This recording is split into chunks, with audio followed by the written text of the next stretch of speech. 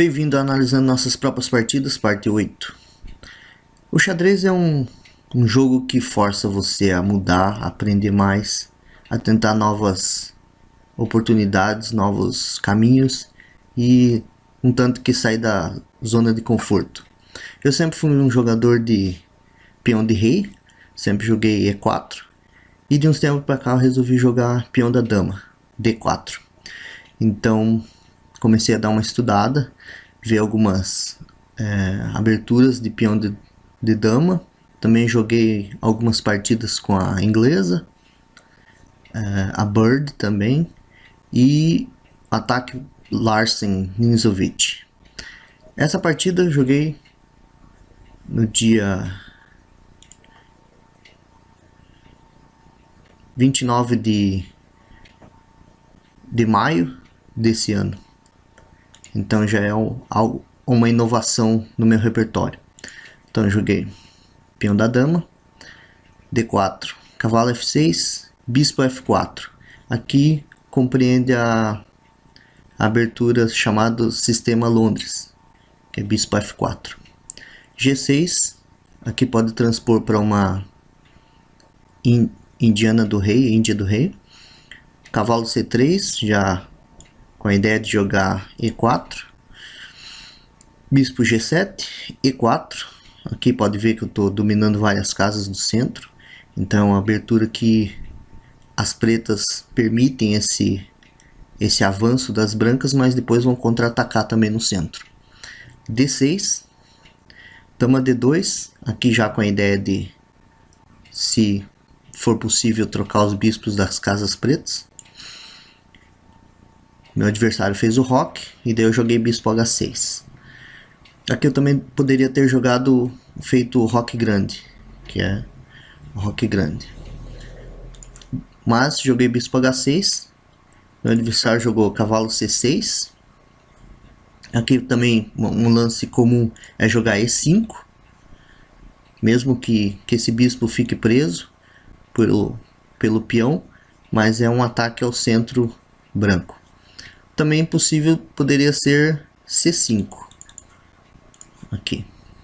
Daí pode transpor também para uma siciliana variante do dragão. Sim, mas meu adversário jogou cavalo C6. Eu tomei em G7. Ele retomou com o rei. H4. Aqui já é um começo de ataque. É bem comum você avançar esse peão da torre. Poderia ser também jogado D5. Outro lance comum nessa posição. H4. Meu adversário bloqueou aqui, jogou H5 para evitar o avanço do peão. Aí eu joguei cavalo F3. Então veja que meu cavalo tem duas funções: defender aqui, D4, e também pode pular G5. E5, aquele lance que falei anteriormente, é bem comum essa jogada. D5, agora chegou a vez, já que meu adversário atacou meu peão em D4, agora eu vou avançar. Cavalo E7.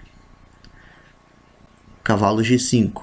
Agora meu cavalo entra em uma posição importante, já que as pretas não tem mais o bispo das casas pretas.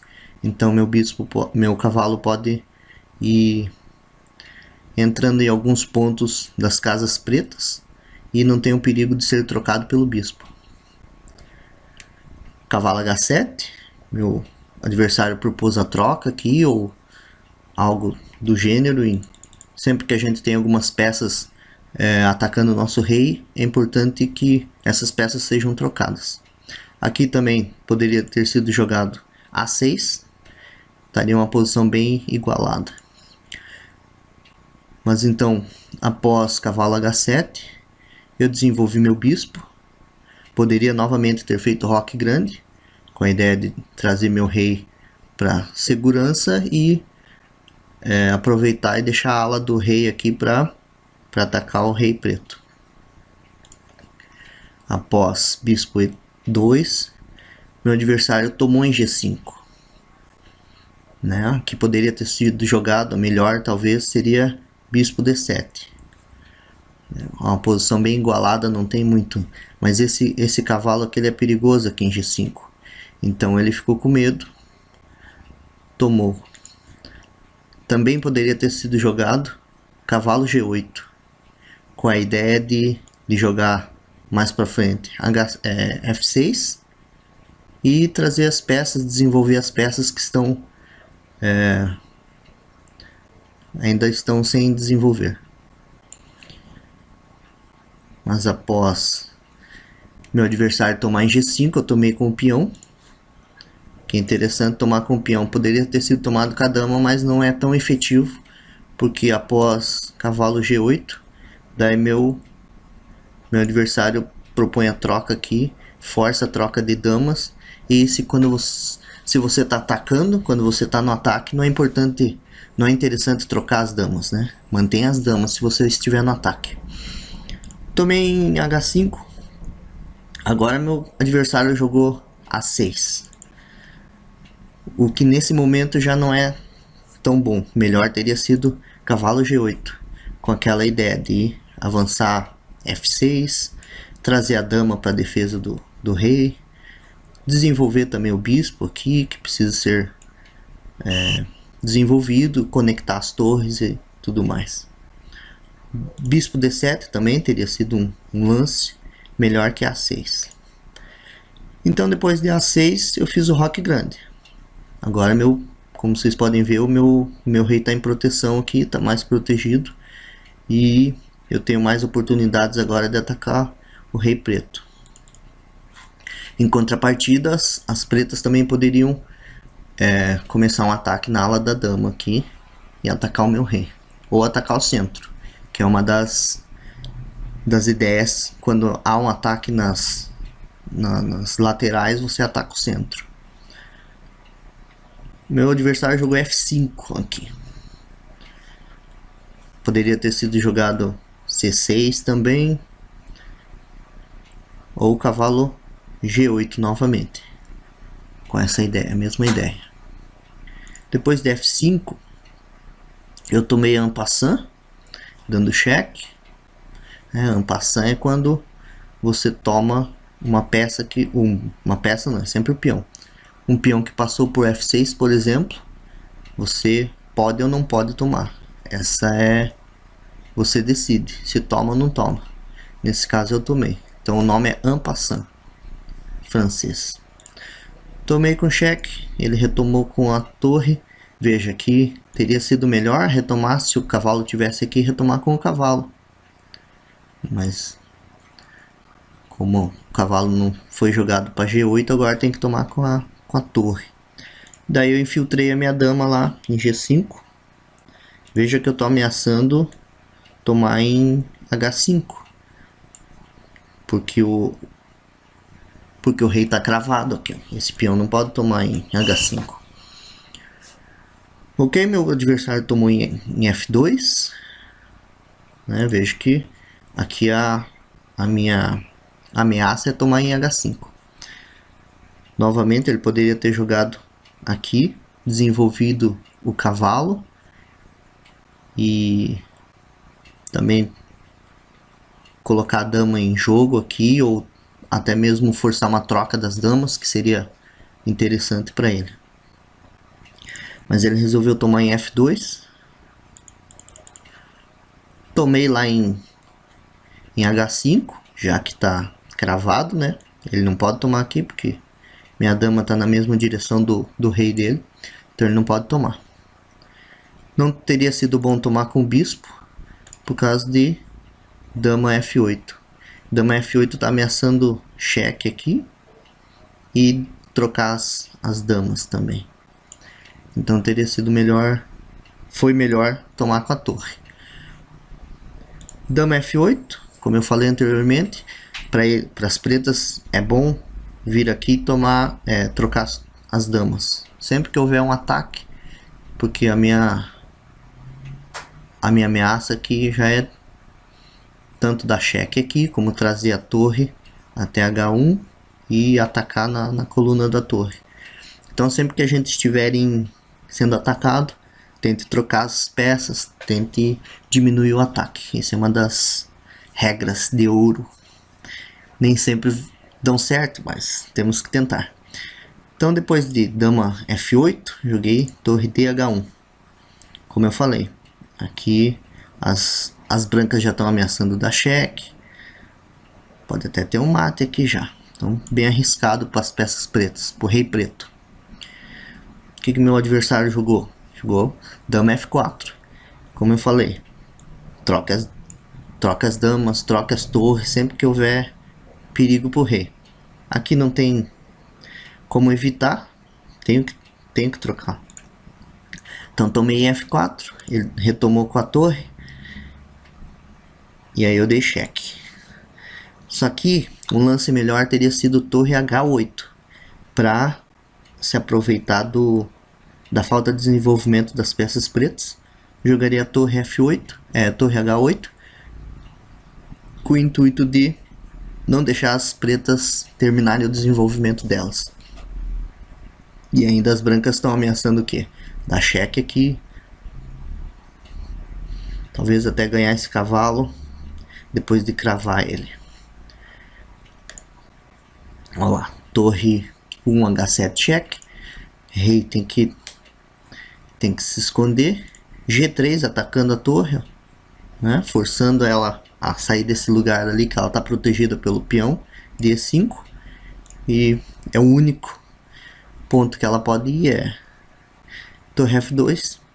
Aí o cheque lá, o rei tem que mover e perde-se a torre. Aqui eu estaria com uma vantagem muito maior do que eu consegui. Eu dei o cheque aqui. Às vezes é um erro. Na dúvida, às vezes a gente dá o cheque. Então, às vezes tem lance muito melhor que dar cheque. Sair dando cheque à torta e à direita nem sempre é o mais aconselhado. Ele jogou rei F8, F6, rei F6. Eu vi que essa torre estava em uma situação perigosa aqui. Tive a ideia de fechar os caminhos dela e jogar o cavalo aqui para ganhar qualidade, né? Porque ela tá sem mobilidade aqui. Então essa foi a minha ideia quando eu joguei bispo F3. Mas melhor ainda teria sido torre H8. Novamente. Depois de torre H8, torre F2, torre F8 cheque, rei G7 e torre toma torre. Tá, mas depois de bispo F3, meu adversário atacou o centro. C6. Eu tô com uma vantagem bem grande já. Já que ele atacou o meu peão em D5, eu ataquei a torre dele. Então vejo que essa torre não tem para onde fugir. Ela não pode voltar porque o rei tá impedindo a volta dela. Minha torre tá numa posição boa aqui, ó. Além dela estar atacando esse cavalo, ela tá impedindo que o rei volte. Então aqui essa torre tá perdida. Não tá perdida, mas se diz que perdeu a qualidade. Perder a qualidade é quando você troca uma torre por um bispo ou por um cavalo. Aí ele tomou em F3, eu retomei. Ele tomou o peão em D5, eu joguei cavalo C3, né?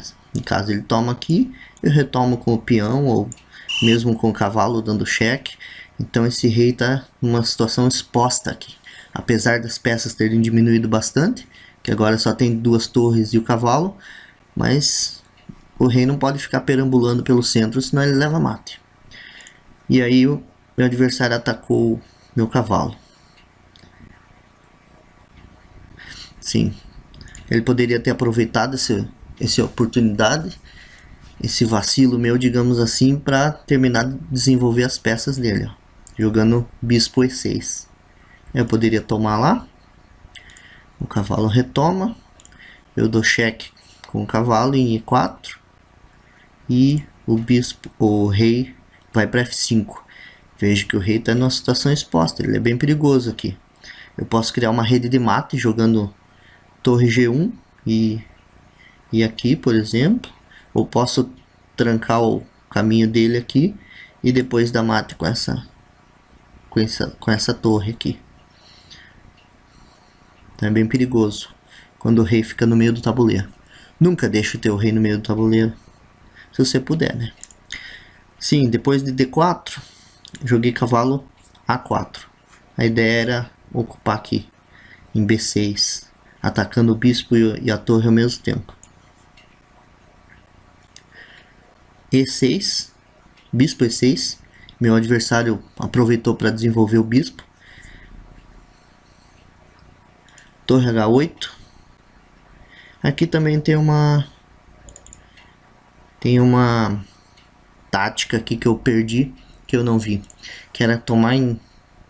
Deixa eu voltar. Em vez de jogar cavalo E4, tomar aqui em E7. Aí o rei retoma a torre, cheque lá com D5, cavalo D5, cavalo F8 e cavalo B6. Dá um duplo aqui, que daí a torre tem que sair, e com cheque aqui eu retomo e ganho o bispo. Então eu perdi esse lance, não vi. Em caso de rei F7, eu também viria ali, atacando a torre e o bispo ao mesmo tempo, e com torre H8 eu ganharia o bispo por causa que ele está cravado. Não vi esse lance. Geralmente a gente não vê muita coisa, às vezes, principalmente quando está em apuro de tempo. Daí, com esse meu lance inferior, meu adversário aproveitou para desenvolver o bispo dele. Aí agora eu joguei torre H8. Vejo que sempre, às vezes a gente faz isso, é sempre um lance depois que a gente joga o melhor. Você tem que ser preciso, você não pode perder uma oportunidade. Então, torre C8, meu adversário não quis trocar as torres, porque como eu tô com uma torre a mais, então qualquer troca me ajuda. Se ele tivesse trocado em H8, teria retomado, e aqui cavalo H8, evitando que eu viesse com a minha torre pro lado da dama aqui, na ala da dama, para tomar esses peões que estão desprotegidos. Mas mesmo assim eu tô melhor. Então ele jogou torre C8. Eu tomei, né? Que eu tô com uma vantagem da torre, tô com a qualidade, então pra mim quanto mais trocas melhor.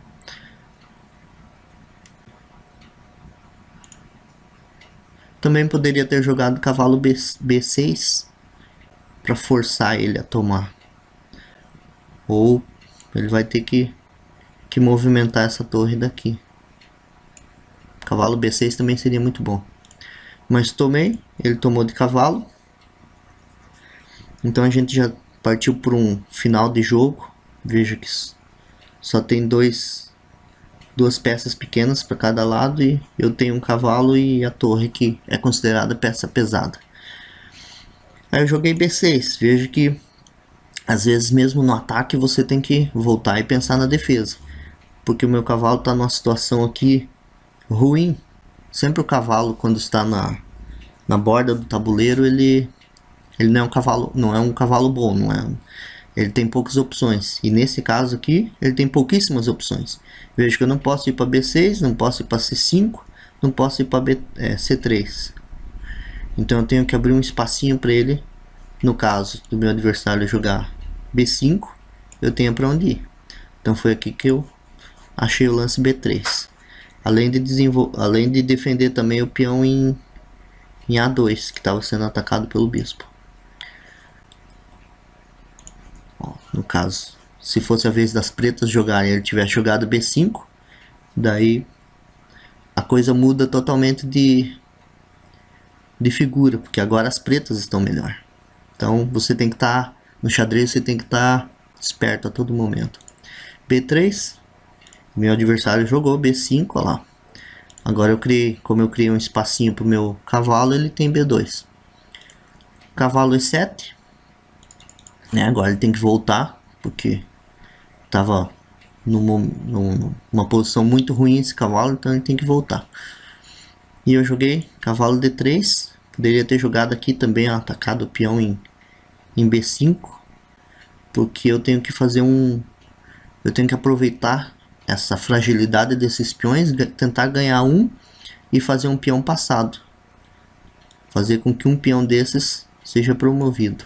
Porque eu tenho 3 aqui, ó. Mas eu tenho que ganhar um, né? Não tem como forçar um peão sem ele estando na frente. Né? Tem que ganhar um peão. Então, pensei em atacar esses peões com o meu cavalo. Meu adversário jogou G5. Joguei torre H8. Essa era a ideia, de levar meu cavalo, minha torre lá pro lado da ala da dama para tomar um desses 2 peões aqui. Só que meu adversário bloqueou. Adversário bom, né? Tem um rating de 2008, joga bem. É melhor que uma, mas ainda nessa partida eu consegui ganhar. Aí dei um cheque aqui em H6. Também poderia ter jogado rei D2. Então quando a gente está no final de partida, como nesse caso tem poucas peças, meu adversário tem 2 peças pequenas só, o rei pode se aventurar, pode evitar de... Nessa posição o rei vira uma peça atacante até nas certas situações. Ele, por exemplo, pode marchar para cá e tomar um desses peões, pode tomar esses peões G5 se ele avançar. Então o rei também é uma peça importante. No começo ele é bem frágil, mas depois ele se torna uma peça importante. Torre H6, cheque. Né? A ideia era criar espaços para eu me infiltrar aqui. Só que meu adversário foi fechando as portas, ó, não deixou eu passar pro lado de cá. Joguei B4, atacando o peão aqui em A6. E agora eu já também tenho a oportunidade de levar meu cavalo para o outro lado. O adversário defendeu. É a única chance, a única defesa é avançar o peão. Só que os peões, quanto mais eles avançam, às vezes mais frágeis eles ficam, mais vulneráveis. Cavalo C6, atacando novamente o peão. Ele avançou para A4. Agora eu fiz esse lance, que eu achei interessante porque eu ia, devido ao fato do rei estar cravado aqui, ele não pode tomar aqui, né, em E7, então ele vai ter que defender de alguma forma. Daí eu vou conseguir trocar mais uma peça. Aí ele defendeu com bispo F7, eu tomei cavalo e ele tomou com... Aí ele jogou rei G7. Ele poderia ter tomado com o bispo, né? Eu jogaria a torre H8. E daí agora eu tô livre, agora não tem como ele me impedir de vir pra cá e tomar esses peões. Só que ele tomou com rei. Não, ele não tomou, ele jogou rei G7. Então atacando minha torre e meu cavalo ao mesmo tempo. Então um dos dois vão cair.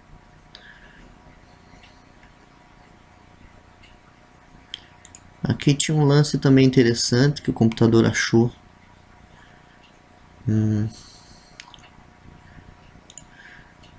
Que era rei E2. Ah, sim. Rei E2. Daí rei G7, torre H1. Eu tenho que voltar um pouco. Veja que eu não consigo passar para o lado de lá. Eu queria passar para o lado de lá. Então ele atacou minha torre e meu cavalo ao mesmo tempo. Eu aproveitei para jogar torre H8, que não é melhor. Na verdade, o melhor teria sido jogar o cavalo aqui, porque força mais trocas, né? Ele não poderia tomar minha torre, porque senão eu tomo em F7 com cheque e depois tomo espião, tomo esse, então uma posição perdida. Mas eu joguei aqui, ó, torre H8, aproveitando aqui que o cavalo tá defendendo minha torre para passar para lá. Também é importante às vezes a gente mudar.